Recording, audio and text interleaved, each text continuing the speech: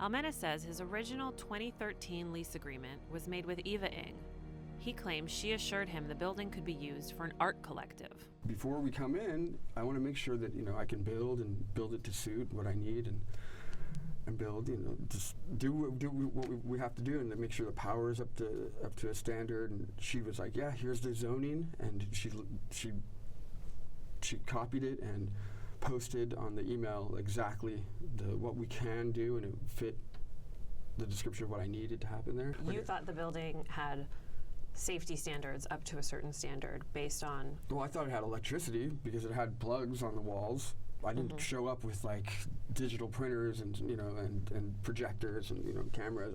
And sound system. As soon as we plugged something in, the whole building fried.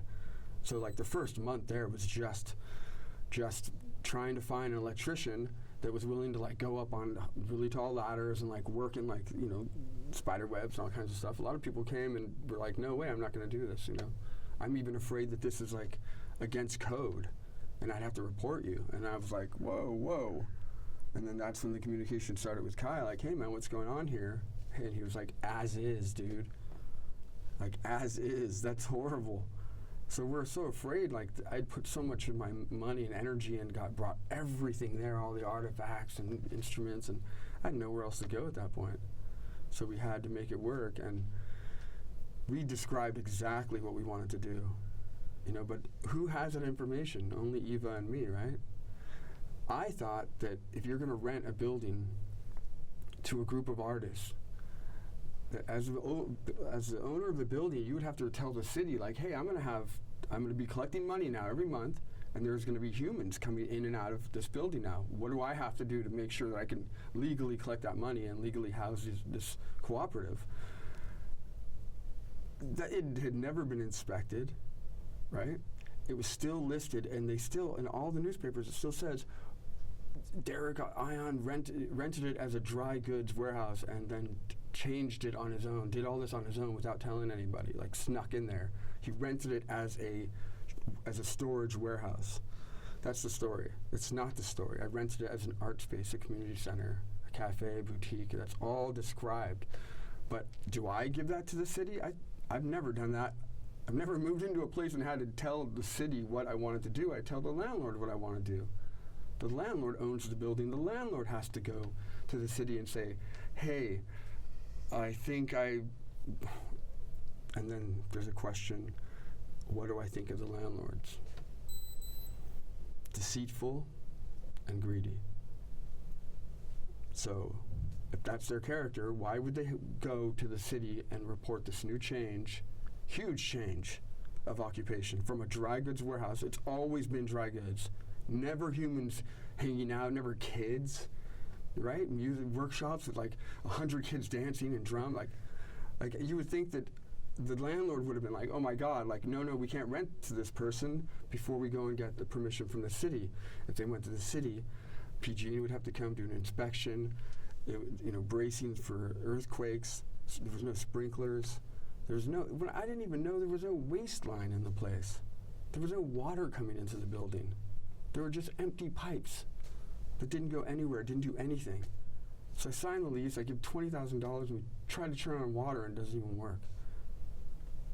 We uncap something that we thought was the waistline, and it's just a cap. Almost like they planted it there to make us believe that we could have a bathroom there. And we opened it and there's nothing there. So... Do you think they rented you an unsafe building? I'm going to say it 2 times. Once for me, that you have to beep, yeah. 2, the second time for you, yes, definitely. They definitely rented me something that they knew was unsafe. They definitely did.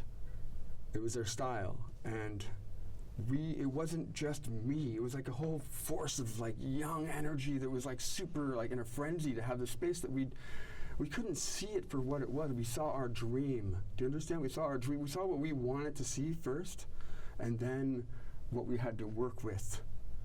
And oh my God, at this point, there's nowhere to go. So did you feel stuck when you got into this lease?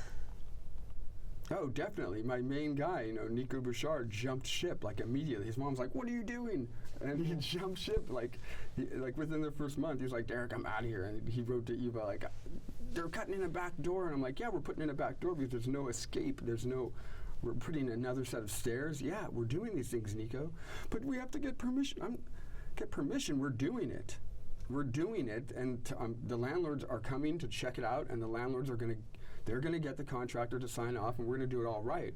And they came, and they were just like, "We don't know anything what you're doing." And we're like, no, we want you to know, because it's not safe. You can't. I've done my research, and there has to be a back door.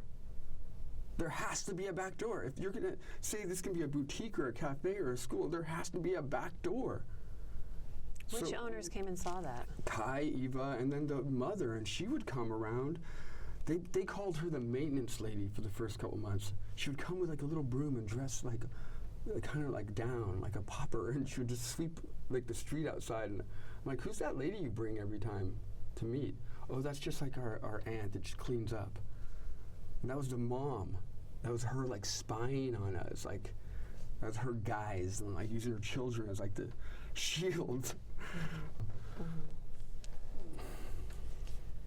Did the landlords know that you and your family were living there? Yeah, definitely. Eva at that point, Kai took over.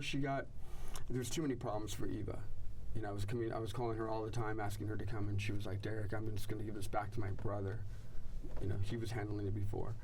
And she had wanted to step up and show her mom that she could take care of it. In the end, Kai was more tenacious, and he came and did a walkthrough, and yeah, he saw everything many times. Because when the power would go out, and I was like, "Kai, you got to come. I'm not paying rent this month, Kai. I'm not giving you $4,500. He's like, "What are you talking about? You're giving me 40. No, I'm not.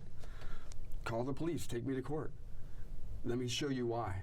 And then we'd walk him through and show him things, and then he wouldn't say anything because he knew that I'm like, "I'm going to take this money and try and make this better."